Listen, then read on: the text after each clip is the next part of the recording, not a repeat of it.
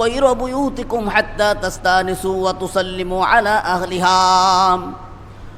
হে ঈমানদারগণ, তোমরা যখন তোমাদের কারো গৃহে প্রবেশ করো, প্রবেশের পূর্বে তারা যতক্ষণ না অনুমতি না দেয় ততক্ষণ পর্যন্ত সেই গৃহে তোমরা প্রবেশ করো না। অনুমতি ছাড়া কারো ঘরে প্রবেশ করা যাবে না। এটা নিজের বাড়িতেই প্রবেশ করা যায় না, তাই বলছে। অন্যের বাড়ি কি প্রবেশ করা যাবে? নিজের বাড়িতেই অনুমতি ছাড়া ঢোকা যায় না। অর্থাৎ অন্ততপক্ষে সালাম দিয়ে তাদেরকে সতর্ক করে ঢুকতে হয়। নবী করিম সাল্লাল্লাহু আলাইহি ওয়াসাল্লাম এই কথা যখন বললেন, তোমার এমন কি তোমার মার গৃহে, তোমার বাবার গৃহে অনুমতি ছাড়া প্রবেশ করো না। সাহাবীরা বললেন, ইয়া রাসূলুল্লাহ, আমরা যদি মার গৃহে অনুমতি ছাড়া প্রবেশ করি? নবী করিম সাল্লাল্লাহু আলাইহি ওয়াসাল্লাম তার জবাবে বললেন, তোমার মাকে উলঙ্গ অবস্থায় দেখাকে তুমি পছন্দ করো? এই তোমার মার গৃহে তুমি ঢুকবা, হতে পারে তোমার মার কাপড় ঠিক নাই, হতে পারে তোমার বাবার কাপড় ঠিক নাই, এরকম উলঙ্গ অবস্থায় তোমার মা এবং তোমার বাবাকে দেখতে কি তুমি পছন্দ করো? সাহাবীরা জবাব দিলেন, না না না, আমার মা বাবাকে আমরা উলঙ্গ অবস্থায় দেখাকে পছন্দ করি না। তাই নবী করিম সাল্লাল্লাহু আলাইহি ওয়াসাল্লাম তিনি বললেন, যদি তুমি তোমার নিজের গৃহ প্রবেশ করো তাহলে অনুমতি নিয়া প্রবেশ করবে। সালাম একটা অনুমতি। সালাম একটা কি বোঝেন? আমার দিকে একটু চেয়ে থাকেন তো, সবাই আমার দিকে নজর দেন। এখন কোনো জিকির নাই, এখন জিকির করার নিষেধ, ইসলামে নিষেধ বলেছেন। সুবহানাল্লাহ কেউ টিপবেন না, আলহামদুলিল্লাহ কেউ টিপবেন না, তসবিহ টিপবেন না, সবাই আমার দিকে, আমার কথার দিকে রুজু হতে হবে। এটাই ইসলামের হুকুম। এই চুপ থাকো, এই বসো, এইগুলো কথা বলা যাবে না। এখন এই মাসালা, অন্যদিকে তাকাবেন না, আমার দিকে রুজু হন। একটা সপ্তাহ বাদে আপনাদের নিয়ে আলোচনা করি, আমার দিকে তাকাতে হবে, কথার তাসির হবে। অন্যদিকে তাকাবেন, কথা ফেল করে যাবেন আপনারাই, আপনাদের লস হবে। অনুমতি, নিজের গৃহে প্রবেশ করতে অনুমতি নাও। সফরে গিয়েছেন, সফর থেকে আসার সময় নবী করিম সাল্লাল্লাহু আলাইহি ওয়াসাল্লাম তিনি বললেন, তোমরা যেন তোমাদের গৃহে রাত্রিতে সফর থেকে বাড়িতে প্রবেশ না করো।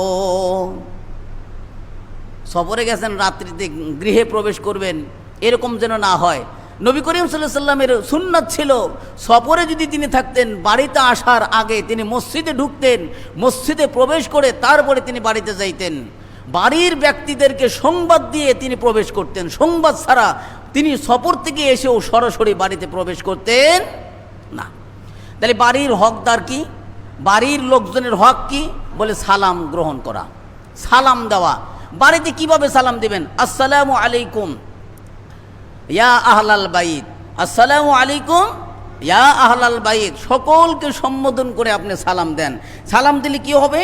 আল্লাহ রাব্বুল আলামিন আপনার এবং তার পরিবারের মধ্যে মোহাব্বত দিয়ে ভরাইয়া দিবেন, রহমত দিয়ে ভরাইয়া দিবেন। সালাম একটা অনুমতি। সালামের জবাব যদি ভিতর থেকে না দেয়, ভিন্ন মানুষ কি, ভিন্ন মানুষ, আপনি কোনো এক ব্যক্তির সাথে সাক্ষাতের জন্য গিয়েছেন, সেখানে গেলেন কিন্তু সালাম দিলেন, সালামের অনুমতি দিল না। সালামের অনুমতি যদি না দেয়, জবাব যদি না দেয়, তাহলে তোমরা আর ভিতরে প্রবেশ করবে না। ইসলাম কত সুন্দর নিয়ম করছেন। এখন তো কলিং বেল, তাই না? আগে ছিল কি সালাম, দরজায় করাঘাত করতেন, সালাম দিতেন, আসসালামু আলাইকুম, আসসালামু আলাইকুম, আসসালামু আলাইকুম। একবারে শোনে নাই, আবার দেন। দুইবারে শোনে নাই, আবার দেন। তিনবারে শোনে নাই, ঠিক আছে শোনে নাই, আপনি প্রত্যাখ্যান করেন, সেখান থেকে চলে আসেন, প্রত্যাবর্তন করেন, বাড়ির দিকে রওনা দেন। সেখানে আর ভিতরে ঢোকার অনুমতি ইসলাম দেয় নাই। দলিল বুখারী শরীফের হাদিস 6245 নম্বর হাদিস। হযরতে আবি মুসা আশআরী রাদিয়াল্লাহু তাআলা আনহু তিনি বলেন, নবী করিম সাল্লাল্লাহু আলাইহি ওয়াসাল্লাম কোনো বাড়িতে ঢোকার জন্য 3 বার অনুমতি চাইতেন। কয়বার?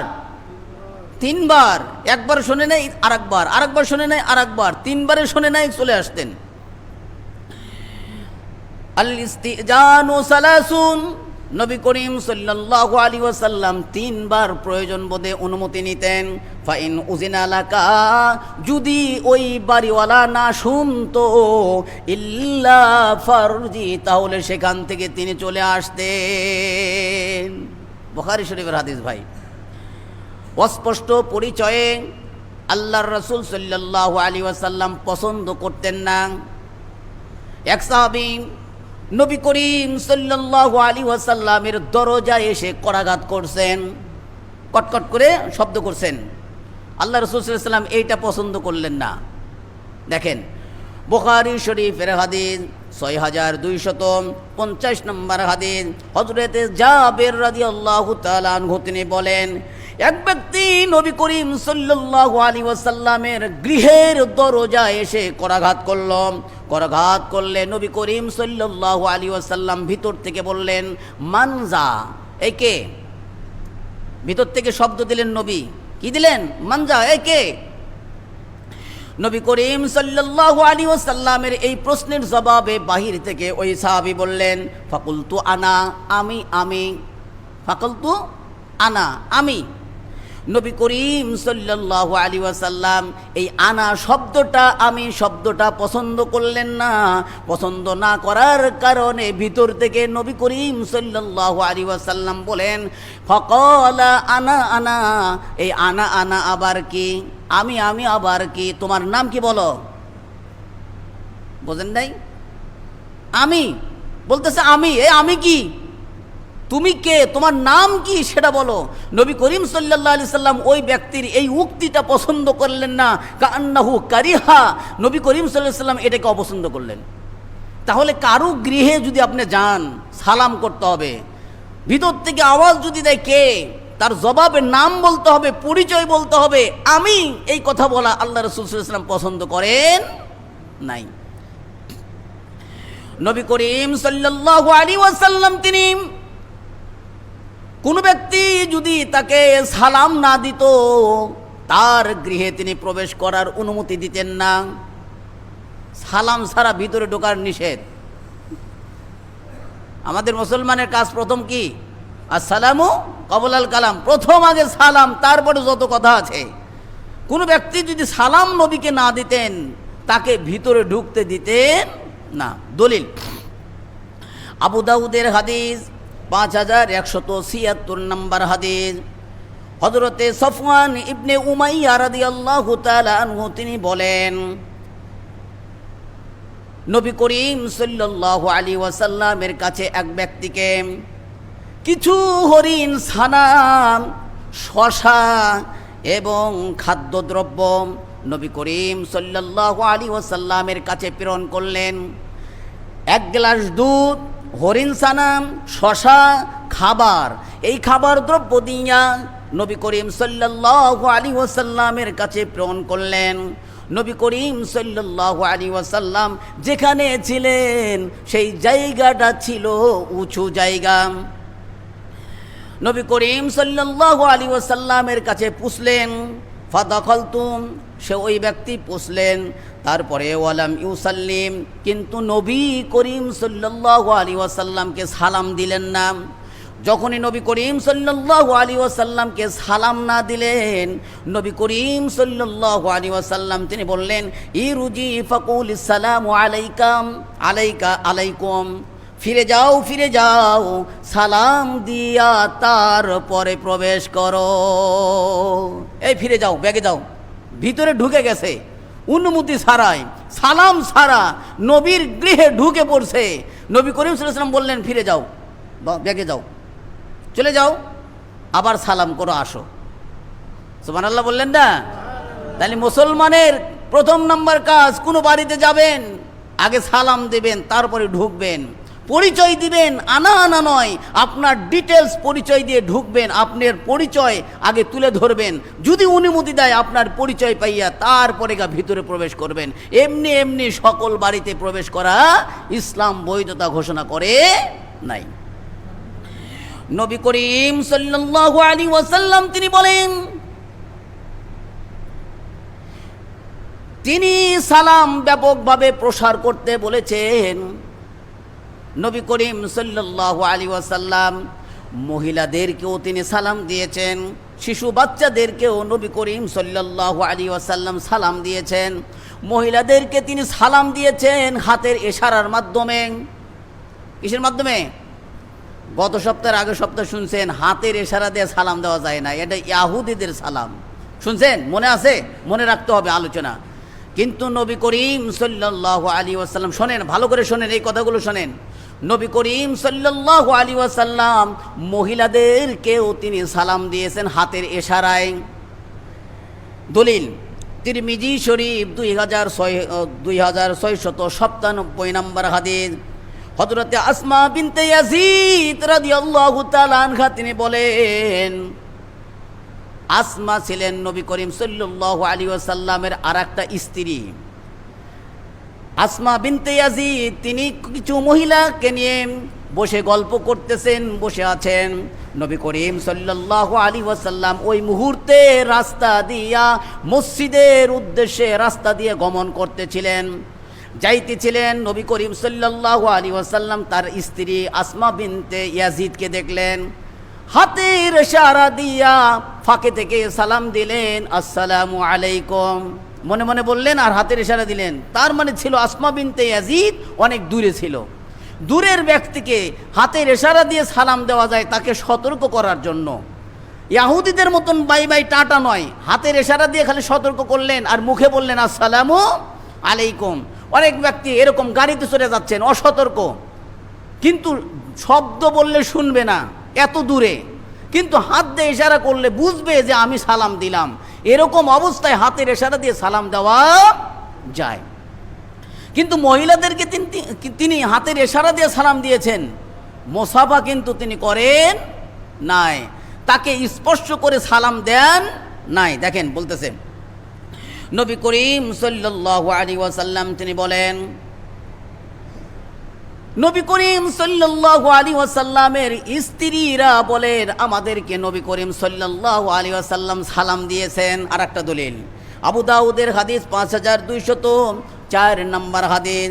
নবী করিম সাল্লাল্লাহু আলাইহি ওয়াসাল্লামের স্ত্রী আসমা বিনতে ইয়াজিদ তিনি বলেন, মাররা আলাইনা নবী সাল্লাল্লাহু আলাইহি ওয়াসাল্লাম ফি নিসওয়াতিন ফাসাল্লামা আলাইনা, আমাদের নিকট দিয়ে যখন নবী যাইতেন তখন তিনি আমাদেরকে সালাম করতেন। মহিলাদেরকে সালাম দেওয়া যায় আশঙ্কা না থাকলে।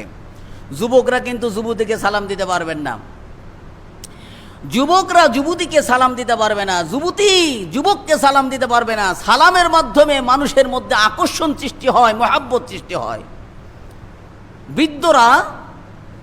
বৃদ্ধ মহিলা সালাম দিতে পারবে, নিতে পারবে। বৃদ্ধ পুরুষ সালাম দিতে পারবে, নিতে পারবে, তার মধ্যে আকর্ষণ বিকর্ষণ কিচ্ছুই নাই। সালাম দেওয়ার কোটা আছে, যুবকেরা যুবতীকে সালাম দিতে পারবে না। যাদেরকে দেখা করা যায় তাদেরকে সালাম দেওয়া যাবে, যাদেরকে দেখা করা যায় না তাদেরকে সালাম দেওয়া যাবে না। নবী করিম সাল্লাল্লাহু আলাইহি ওয়াসাল্লামের স্ত্রী তিনি বলেন, আয়েশা বলেন, আল্লাহর রাসূল সাল্লাল্লাহু আলাইহি ওয়াসাল্লাম তার জীবনে কোনো অধিকারভুক্ত নারী ছাড়া কোনো নারীকে তিনি কখনোই স্পর্শ করে নাই। এরকম গ্যারান্টি আমাদের স্ত্রীরা দিতে পারবে? আয়েশা রাদিয়াল্লাহু তাআলা আনহা হুজুরের ব্যাপারে গ্যারান্টি দিচ্ছেন যে আমার জীবনে আমি বলছি, আমার গবেষণা থেকে বলছি, নবী করিম সাল্লাল্লাহু আলাইহি সাল্লাম তার জীবনে কোনোদিন কোনো নারীকে স্পর্শ করে নাই। অধিকারভুক্ত নারী যারা আছে তাদের ছাড়া অন্য কোনো নারীকে স্পর্শ করে নাই। অধিকারভুক্ত মানে যাকে বিবাহ করছে এরা ছাড়া। মুসাফা করা যাবে না। বর্তমান সমাজে দেখা যায় কিছু ভণ্ড তরিকপন্থী বায়াত দেয় নারীদেরকে হাত ধরে, নিষেধ। নবী করিম সাল্লাল্লাহু আলাইহি সাল্লাম কোনোদিনও মহিলাদেরকে হাত ধরে বায়াত দিতেন না। দলিল শুনে নেন, দলিল শোনেন। কোনো ভণ্ড পীরের কাছে যদি মহিলা যায় জানবেন এরা ভণ্ড না, কখনোই যাওয়া যাবে না। মহিলারা পীরের কাছে যাইয়া মুরিদ নিতে পারবে না, তার স্বামীর কাছে মুরিদ নেবে। স্বামীকে পাঠা দিবে, স্বামীর মাধ্যম দিয়ে মহিলারা মুরিদ নেবে, কিন্তু কোনো ব্যক্তি সেখানে যাইয়া স্পর্শ করে হাতের স্পর্শে বায়াত নিতে পারবে না। রাসূলের চাইতে উত্তম ব্যক্তি কি কেউ আছে? অথচ রাসূল কোনো ব্যক্তির হাত ধরে, নারীর হাত ধরে বায়াত দিতেন না। দলিল মুসনাদ আহমদ ৬৯৯৮ নম্বর হাদিস, বুখারী শরীফ ৫২৮৮ নম্বর হাদিস। হাদিসটা নাম্বার মুখস্থ করে নেন। বুখারী শরীফ ৫২৮৮ নম্বর হাদিস। কোনো নারীকে স্পর্শ করে বায়াত দেন নাই নবী করিম সাল্লাল্লাহু আলাইহি ওয়াসাল্লাম। দলিল হযরতে আয়েশা রাদিয়াল্লাহু তাআলা আনহা তিনি বলেন, আব্দুল্লাহ ইবনে ওমর রাদিয়াল্লাহু তাআলা আনহু তিনি বলেন, দুইজন থেকে হাদিসটা বর্ণিত, নবী করিম সাল্লাল্লাহু আলাইহি ওয়াসাল্লাম কখনোই কানা লা ইউসাফিহুন নিসাই ফিল বাইআতি, বাইআতে নবী করিম সাল্লাল্লাহু আলাইহি ওয়াসাল্লাম কোনো নারীর সাথে মুসাফা করে বায়াত দেন নাই, স্পর্শ করেন নাই, এমনি বায়াত দিয়েছেন। কিভাবে দেখেন, নবী করিম সাল্লাল্লাহু আলাইহি ওয়াসাল্লাম তার স্ত্রী আয়েশা আর একটা হাদিস বলেন, ইউবাইউন নিসা বিল কালামি, নবী করিম সাল্লাল্লাহু আলাইহি ওয়াসাল্লাম মহিলাদেরকে বায়াত দিয়েছেন কিসের মাধ্যমে? বিল কালামি, কথার মাধ্যমে। কথার মাধ্যমে তার স্বামীকে বলে দিতেন, তার স্বামীকে বলে দিতেন তোমার স্ত্রীকে এরকম এরকম করতে বলো, কথার মাধ্যমে বায়াত দিতেন। ওয়ামা মাসাত ইয়াদাহু ইয়াদা মুরাতিন কত্তুন, আয়েশা রাদিয়াল্লাহু তাআলা আনহা তিনি বলেন, নবী করিম সাল্লাল্লাহু আলাইহি ওয়াসাল্লাম কখনোই কোনো নারীকে স্পর্শ করেন নাই, ইল্লা মুরাতা ইয়ামলিকুহা, তার অধিকারভুক্ত নারী ছাড়া অন্য কোনো নারীকে স্পর্শ করে নাই। সুবহানাল্লাহ বলেন। তাহলে নারীকে বায়াত দেওয়া যাবে না, ধরে ফাঁকে থেকে বলে দিয়ে দিতে হবে, কথার মাধ্যমে নারীকে বায়াত দিতেন নবী করিম সাল্লাল্লাহু আলাইহি ওয়াসাল্লাম। কোনো শিশু যদি নবী করিম সাল্লাল্লাহু আলাইহি ওয়াসাল্লামের কাছে সালাম দিয়া বায়াত চাইতো, নবী করিম সাল্লাল্লাহু আলাইহি ওয়াসাল্লাম ওই শিশুকে তার মাথায় হাত বুলাইয়া দোয়া করে দিতেন এবং বায়াত গ্রহণ করাইতেন, শিশুকে নিতেন। ছোট মেয়ে হলে, ছোট ছেলে হলে হাত তার মাথার উপর রেখে দোয়া করতেন এবং বায়াত দিতেন। নবী করিম সাল্লাল্লাহু আলাইহি ওয়াসাল্লাম তিনি বলেছেন, তোমরা পেশাবরত অবস্থায় ব্যক্তিকে সালাম করিও না। কোনো ব্যক্তি পেশাবরত অবস্থায় আছে তাকে সালাম দেওয়া যাবে না। নবী করিম সাল্লাল্লাহু আলাইহি ওয়াসাল্লামের এক সাহাবী পেশাবরত অবস্থায় নবীকে সালাম করেছিল, আল্লাহর রাসূল সাল্লাল্লাহু আলাইহি ওয়াসাল্লাম তার সালামের জবাব দেন নাই।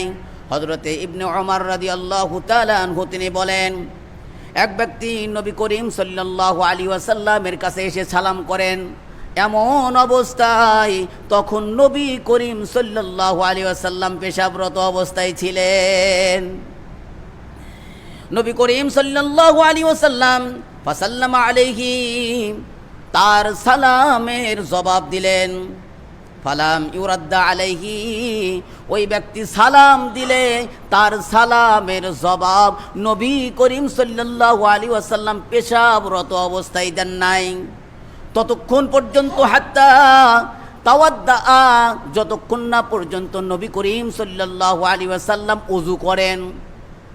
ওযুর আগ পর্যন্ত নবী করিম সাল্লাল্লাহু আলাইহি ওয়াসাল্লাম ওই সালামের জবাব দেন নাই। সালাম দিয়েছে কোন অবস্থায়? পেশাবরত অবস্থায়, কিন্তু সালামের জবাব দেন নাই। কেন? বলে তিনি পেশাবরত অবস্থায় ছিলেন। আচ্ছা, পেশাব থেকে উঠছেন তারপরও সালামের জবাব দেন নাই কেন? বলে তিনি ছিলেন অপবিত্র। কি ছিলেন? অপবিত্র অবস্থায় নবী করিম সাল্লাল্লাহু আলাইহি ওয়াসাল্লাম সালামের জবাব দেওয়াকে পছন্দ করেন নাই। তাই বলছেন, সুম্মা তাযারা ইলাইহি ফাকাল, ওই ব্যক্তি আল্লাহর রাসূল সাল্লাল্লাহু আলাইহি ওয়াসাল্লাম উযর পেশ করলেন, ইন্নী কারিতু আন আযকুরাল্লাহু আযজা ওয়া জাল্লা আলা তাহারাত ইল্লা আলা তাহারা। নবী করিম সাল্লাল্লাহু আলাইহি ওয়াসাল্লাম বললেন, আমি তোমার সালামের জবাব দিলাম না, কারণ হলো আমি ছিলাম অপবিত্র, আর অপবিত্র অবস্থায় আল্লাহ তাআলার জিকির করাকে আমি পছন্দ করি না। তাহলে আল্লাহ তাআলার জিকির করা অপবিত্র অবস্থায় পছন্দ করতেন না কে? রাসূল সাল্লাল্লাহু আলাইহি ওয়াসাল্লাম। দলিল আবু দাউদের হাদিস, 17 নম্বর হাদিস। আল্লাহর রাসূল সাল্লাল্লাহু আলাইহি ওয়াসাল্লাম তিনি সর্ব অবস্থায় জিকির করতেন। আমরা তো জিকির ভুলে গেছি নাকি? জিকির মানে কি? আল্লাহ স্মরণ। জিকির মানে কি? আল্লাহ স্মরণ। আল্লাহর রাসূল সাল্লাল্লাহু আলাইহি সাল্লাম সর্ব অবস্থায় আল্লাহ তাআলার জিকির করতেন। দলিল আবু দাউদের হাদিস, 18 নম্বর হাদিস। হযরত আয়েশা রাদিয়াল্লাহু তাআলা আনহা তিনি বলেন, قالت كان رسول الله صلى الله عليه وسلم يذكر الله على كل احيانه। নবী করিম সাল্লাল্লাহু আলাইহি ওয়াসাল্লাম তার জীবন ভর সর্ব অবস্থায় আল্লাহ তাআলার জিকির করতেন। কোনো একটা সময় তিনি যদি ঘুমাইতেন তাও জিকির করতেন, তিনি জাগনা থাকতেন তাও জিকির করতেন। অর্থাৎ আল্লাহকে সর্বদাই তিনি স্মরণ করতেন। একটা সেকেন্ড, একটা মুহূর্তের জন্য নবী করিম সাল্লাল্লাহু আলাইহি সাল্লাম আল্লাহর স্মরণ থেকে গাফেল থাকতেন না। আর এইটা আল্লাহর তৌফিক ছাড়া সম্ভব না। এইটা আল্লাহর তৌফিক ছাড়া, এই যে আপনারা নামাজ পড়তে এসেছেন, আল্লাহর রহমত, আল্লাহর তৌফিক ছাড়া নামাজ পড়তে আসা সম্ভব না। এত বৃষ্টি, তারপর আপনারা আসতেইছেন, আসতে পারতেছেন। সবাই কিন্তু পারতেছে না। কেন? বলে সকলের উপর করম করা হয় না, রহম করা হয় না। আল্লাহ যার উপর রহম করেন, করম করেন, সেই আল্লাহর ইবাদত করতে পারে। সুবহানাল্লাহ বলেন। নবী করিম সাল্লাল্লাহু আলাইহি ওয়াসাল্লামকে নামাজরত অবস্থায় প্রথম দিকে, ইসলামের প্রথম দিকে নামাজরত অবস্থায় সালাম দিয়েছিলেন সাহাবীরা। সালামের জবাব নবী করিম সাল্লাল্লাহু আলাইহি ওয়াসাল্লাম প্রথম দিয়েছিলেন, কিন্তু পরবর্তীতে তিনি সালামের জবাব আর দেন নাই। বাদশাহ হিরাক্লিয়াস, রোমের বাদশার নিকট কতক সাহাবী তারা গমন করল।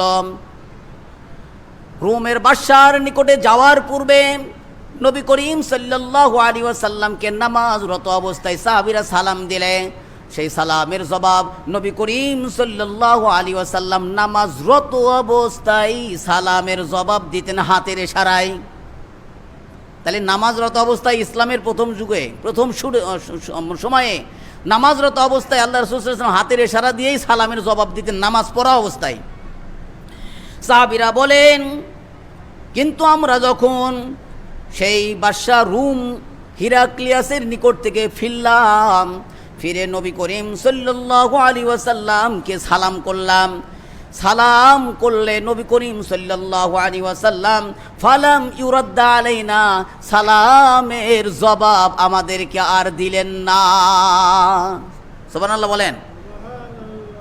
বাদশার নিকটে, রুমের বাদশার নিকটে যাওয়ার আগে সালাম দিয়েছেন, নামাজ অবস্থায় সালামের জবাব দিয়েছেন নবী। বুঝেন, ওখান থেকে সফর থেকে ফেরার পরে আবার নামাজরত অবস্থায় সালাম দিয়েছেন নবীকে, কিন্তু ওই ফেরার পরে সালাম দেওয়ার পরে নবী করিম সাল্লাল্লাহু আলাইহি ওয়াসাল্লাম আর জবাব দেন নাই। নামাজ শেষ করার পরে ওই সাহাবীদের উদ্দেশ্যে নবী করিম সাল্লাল্লাহু আলাইহি ওয়াসাল্লাম বলেন, ইন্না ফিস সালাতি শুগলান, আমি তোমাদের সালামের জবাব নামাজরত অবস্থায় দিলাম না, কারণ হলো নামাজ একটি ব্যস্ততা। নামাজ একটা কি? ব্যস্ততা। অর্থাৎ অত্যাধিক ব্যস্ত মানুষকে সালাম দেওয়া ইসলাম সাবমিট করে না। কথা বুঝছেন? আপনি এমন ব্যক্তিকে সালাম দিবেন যে ব্যক্তি চৌকান্না, সতর্ক আছে। আমি অসতর্ক, আমাকে দিলেন সালাম, সালামের জবাব না দেওয়াটা গুনাহের কারণ। অসতর্ক ব্যক্তিকে সালাম দেওয়া ইসলাম সাবমিট করে না। ইসলাম সাবমিট করে, ইসলাম পরামর্শ দেয় সতর্ক ব্যক্তিকে সালাম দেওয়া। নামাজ একটি ব্যস্ততা, মাশগুলতা, নামাজ আল্লাহর ধ্যানে মগ্নতা, এই সময় তোমরা সালাম দিও না। অতএব মসজিদে প্রবেশ করে কেউ সালাম দিবেন না। সালামকে প্রসার করতে বলা হয়েছে, কিন্তু মসজিদে ঢুকে সালাম দেওয়া যাবে না। কেন? মসজিদে কেউ জিকিরে থাকে, মসজিদে কেউ নামাজে থাকে, মসজিদের মধ্যে মানুষ ব্যস্ততা। এই যে আমি এখন আলোচনা করতেছি, আপনারা এসে কথা বলাই নিষেধ, সালাম দেওয়া নিষেধ। আমার এই কথার দিকে আপনাদের রুজু হওয়া ওয়াজিব, কিন্তু এখন সালাম নাই। সালামে আপনি একজন সালাম দিল, একাগ্রতা নষ্ট হয়ে যাবে, অন্যদিকে রুজু হয়ে যাবে।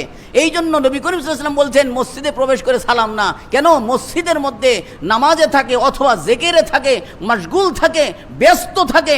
ব্যস্ত থাকার কারণে মসজিদে এসে সালাম নয়।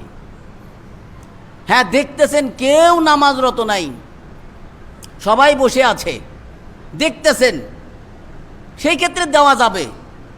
কিন্তু ওলামাই কিরামগণ পরামর্শ দেন মসজিদে এসে সালাম নয়, সালাম হবে বাহিরে। মসজিদ সেজদার জায়গা, ইবাদতের জায়গা। বুখারী দলিল, বুখারী 1199 নম্বর হাদিস। সালাম নবী করিম সাল্লাল্লাহু আলাইহি ওয়াসাল্লাম বেদাতিকে দিতে মানা করেছেন। আমার এটা উদ্দেশ্য না, সালাম দেন এইটাই আমার উদ্দেশ্য, সালামকে প্রসার করেন এটাই উদ্দেশ্য। কিন্তু যাদেরকে দেওয়া যাবে না এটা না জানলে আপনি সতর্ক হতে পারবেন না। বিদাতিকে সালাম দেওয়া যাবে না, বেদাতিকে সালাম দেওয়া যাবে না। অনেকদিন ধরে এই বেদাত কথাটা আসতেছে, কিন্তু বোঝেন কি বেদাত কি? ফ্যান তৈরি করা বেদাত নয়, রাসূলের যুগে ফ্যান ছিল না, এখন আছে, এটা বেদাত নয়। এটা কি? এটা সওয়াবের আশায় কেউ করে নাই, করছে? বিমান তৈরি করা বেদাত নয়, নতুন প্রযুক্তি, ঠিক আছে, নতুন প্রযুক্তি, কিন্তু এটা সওয়াবের আশায় করা হয় নাই। বেদাত কাকে বলে জেনে নেন। বেদাত বলা হয় সওয়াবের আশায় দ্বীনের মধ্যে নতুন কিছু সৃষ্টি করাকে বেদাত বলে।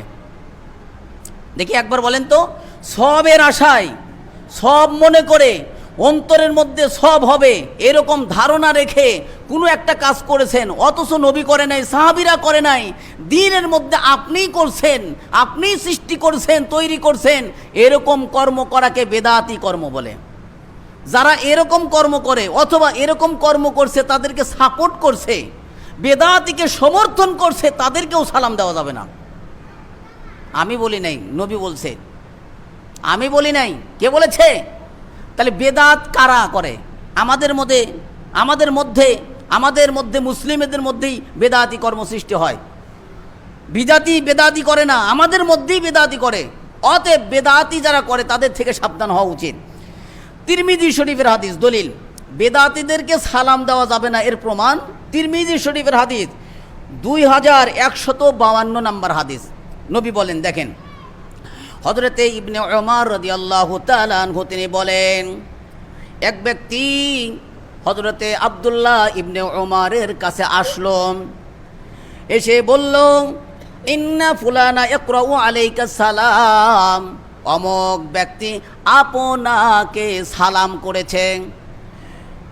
এই কথা শুনে হযরতে আব্দুল্লাহ ইবনে উমর বললেন, আমি জানি, আমার কাছে এই সংবাদ পৌঁছেছে, ইন্নাহু বালাগনি আন্নাহু কদ আহদাসা, আমার কাছে এই তথ্যটা পৌঁছেছে, তুমি যার পক্ষ থেকে সালাম নিয়ে এসেছো ওই ব্যক্তি বিদআতি কর্ম করে। কথা বুঝেন? আব্দুল্লাহ ইবনে ওমর বলছেন, ওই লোকটা ছিল বেদাতি কর্ম করে, এমন ব্যক্তির সালাম তুমি আমার কাছে পৌঁছায়া দিয়েছো।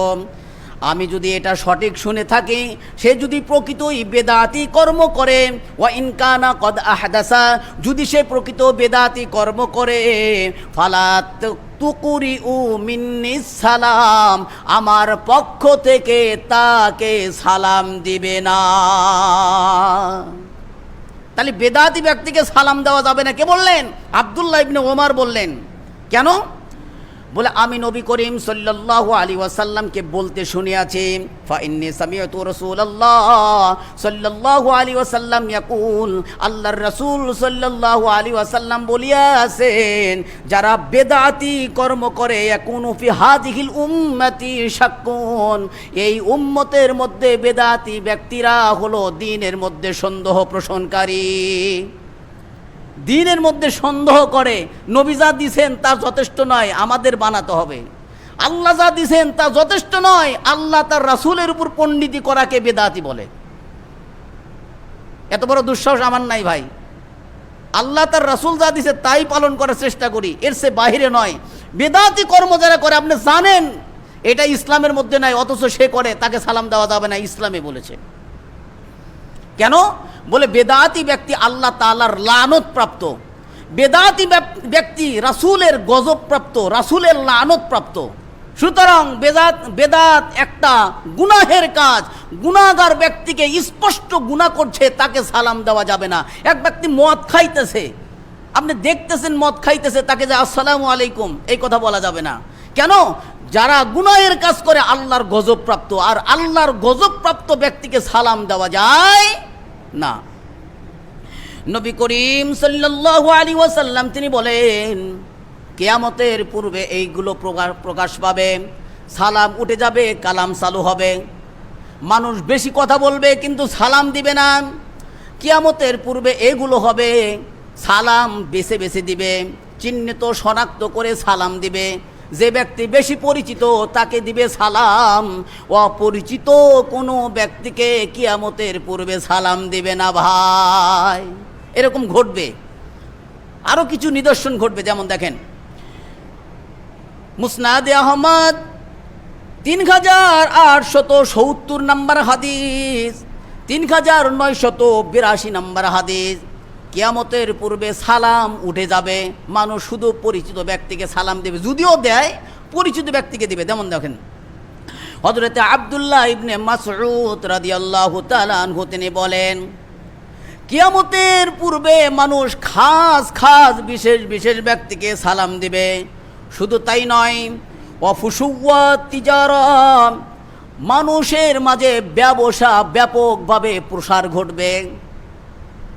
ব্যবসা ব্যাপকভাবে করবে ভাই, ব্যবসা বাণিজ্য এমনভাবে প্রসার পাবে, সকলেই প্রায় ব্যবসা করবে, এরকম অবস্থা হবে। দেখেন শুধু তাই নয়, ব্যবসাটা কেমন প্রসার ঘটবে দেখেন, হাত্তা তুইনাল মারওয়াতু যাওজাহা, এমনকি তার নিজ স্ত্রী দিয়া ব্যবসা বাণিজ্য করাবে, পর পুরুষকে দেখাবে, নিজ স্ত্রীকে দোকানে বসাইয়া ব্যবসা করার প্রচলন ঘটবে কিয়ামতের পূর্বে।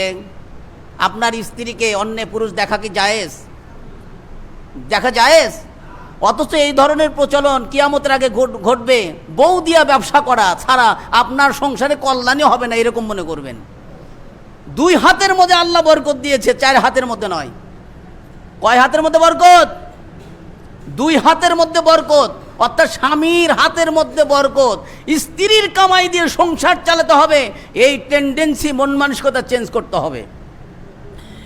নবী করিম সাল্লাল্লাহু আলাইহি ওয়াসাল্লাম তারপরে বললেন, ব্যবসা ব্যাপকভাবে প্রসার হওয়ার পরে ওয়াকাতা'আল আরহাম, আত্মীয় সম্পর্ক নষ্ট হবে।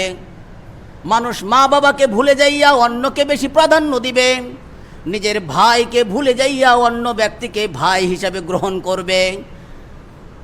আমার জানা মতে সবচাইতে কিয়ামতের দিন সর্বপ্রথম নামাজের হিসাব হবে, আর সবচাইতে বেশি শাস্তি হবে আল্লাহ তাআলার পরে বান্দার হকের ব্যাপারে। মা বাবার খোঁজ খবর না রাখলে সবচাইতে বেশি শাস্তি হবে। হাদিসে এসেছে দুনিয়াতেও শাস্তি হবে, আখিরাতেও শাস্তি হবে। মা বাবার অবাধ্যতার শাস্তি তাখির হয় না, বিলম্ব হয় না, তড়িৎ গড়িৎ মা বাবার অবাধ্যতার শাস্তি আল্লাহ তাআলা তৎক্ষণাৎই দিয়ে দেন। 2টা জিনিসের শাস্তি আল্লাহ তৎক্ষণাৎ দেন। একটা হলো মা বাবার অবাধ্যতার অপরাধের শাস্তি, আর একটা হলো জুলুমের শাস্তি, স্বৈরাচারের শাস্তি। যার বেশি জুলুম হবে, অত্যাচার হবে, এই অত্যাচারের শাস্তি আল্লাহ তাআলা আর বেশি অপেক্ষা করেন না। এরপরে নবী করিম সাল্লাল্লাহু আলাইহি ওয়াসাল্লাম তিনি বলেন, ওয়া শাহাদাতাজ জুর, মানুষ বেশি বেশি মিথ্যার সাক্ষী দিবে। মিথ্যার সাক্ষী ব্যাপক হবে ভাই কিয়ামতের পূর্বে।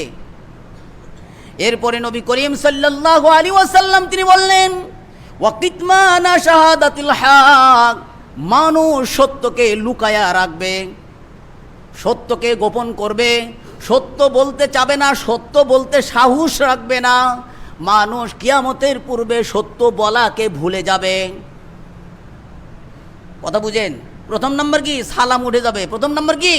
সালাম উঠে যাবে। বাই বাই টাটা শুরু হয়ে গেছে, বাই বাই টাটা শুরু হয়ে গেছে, সালাম উঠে গেছে। এরপরে নবী করিম সাল্লাল্লাহু আলাইহি ওয়াসাল্লাম তারপরে বলেন ওয়াজহুরুল কলাম, হত্যা রাহাজানি খুন খারাপি বেশি হবে। এমন হবে যিনি মারবেন তিনি তাও জানবেন না কেন আমি মারলাম, যিনি মরবেন তিনি তাও জানবে না আমি কেন মরলাম। এমনটাই হবে, খুন খারাপি এত বেশি হবে কিয়ামতের পূর্বে, সালাম উঠে যাবে, ব্যবসা প্রসার ঘটবে, মা বাবার হককে ভুলে যাবে, বউ দিয়ে ব্যবসা করবে। এর ধরনের ঘটনা ঘটার আগে আমাদের নিজের হাতে যেন আমরা কিয়ামত না ঘটাই, সালামকে ব্যাপকভাবে প্রসার করেন ভাই।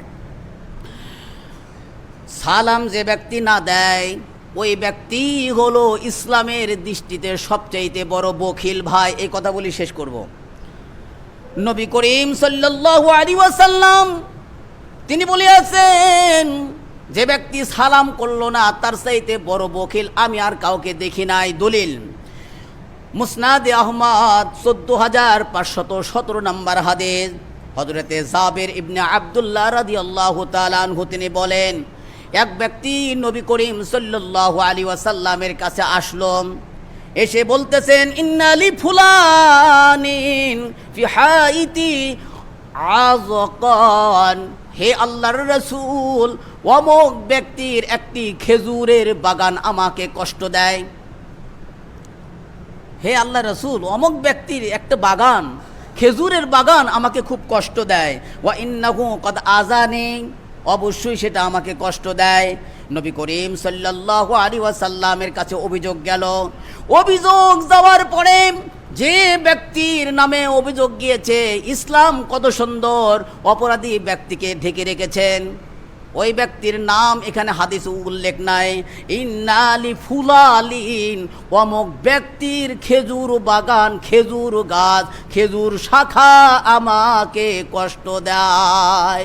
নাম ধরে বলছে, নাম ধরে বলছে, নাম ধরে বলেন। দেখেন, লক্ষ্য করেন, নবী করিম সাল্লাল্লাহু আলাইহি ওয়াসাল্লাম ওই ব্যক্তিকে সংবাদ দিয়ে পাঠায় নিয়ে আসলেন, তার কাছে সংবাদ দিলেন, সেজন্য আমার কাছে আসে। নবী করিম সাল্লাল্লাহু আলাইহি ওয়াসাল্লামের কাছে ওই অভিযুক্ত ব্যক্তি আসলো। নবী করিম সাল্লাল্লাহু আলাইহি ওয়াসাল্লাম তাকে বললেন ফাকালা বিনি আযকাল্লাযী হাইতি ফুলান, অমুক ব্যক্তি তোমার এই খেজুর বৃক্ষের ব্যাপারে অভিযোগ করেছে, ওই বৃক্ষে সে কষ্ট পায়, সুতরাং ওই বৃক্ষ তুমি আমার কাছে বিক্রি করো। এক নম্বর প্রস্তাব, ওই খেজুর বৃক্ষটা খুব কষ্ট দিচ্ছে ওকে, ওই খেজুর বৃক্ষটা আমার কাছে বিক্রি করো। কে বলছেন? নবী বলছেন। খুব মজাদার হাদিস ভাই, একটু অনুধাবন করেন, একটু বোঝেন, দেখেন আল্লাহ রাসূল কোন দিকে আমাদেরকে ইশারা দিয়েছে। খেজুর বৃক্ষটা আমাকে বিক্রি করে দাও। ওই সাহাবী, ওই ব্যক্তি আল্লাহর রাসূল সাল্লাল্লাহু আলাইহি ওয়াসাল্লামের জবাবে বললেন লা, আমি খেজুর বৃক্ষ বিক্রি করব না। অর্থাৎ ওই খেজুর বৃক্ষটা তার অত্যাধিক পছন্দের, তার কি আমি বিক্রি করব না। নবী করিম সাল্লাল্লাহু আলাইহি ওয়াসাল্লাম দ্বিতীয় নাম্বার প্রস্তাব দিলেন, কলা ফাহাবুহু লি, আমার নিকটে এই খেজুর বৃক্ষ দান করে দাও। প্রথম নাম্বার কি কইছিল দেখি বলেন তো? বিক্রি করে দাও, আমি কিনে নিচ্ছি, কিনে নিয়ে ওই ব্যক্তির কষ্টকে দূর করে দিচ্ছি, কিন্তু বিক্রি করব না। আচ্ছা ঠিক আছে, বিক্রি করলে না। দ্বিতীয় নম্বর প্রস্তাব দিল, আমার কাছে এটা দান করে দাও। ওই লোকটা বললেন কলা লা, আমি দানও করব না। কে? আমি দানও করব না।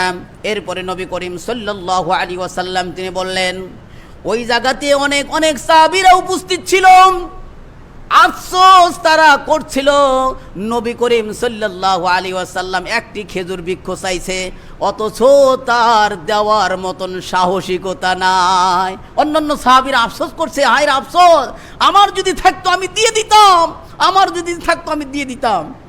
এরপরে নবী করিম সাল্লাল্লাহু আলাইহি ওয়াসাল্লাম 3 নম্বর প্রস্তাব দিলেন, ক্বালা ফাবি'নি বিআযকিন ফিল জান্নাহ, এই খেজুর বৃক্ষটা আমার নিকটে জান্নাতের বিনিময়ে দিয়ে দাও।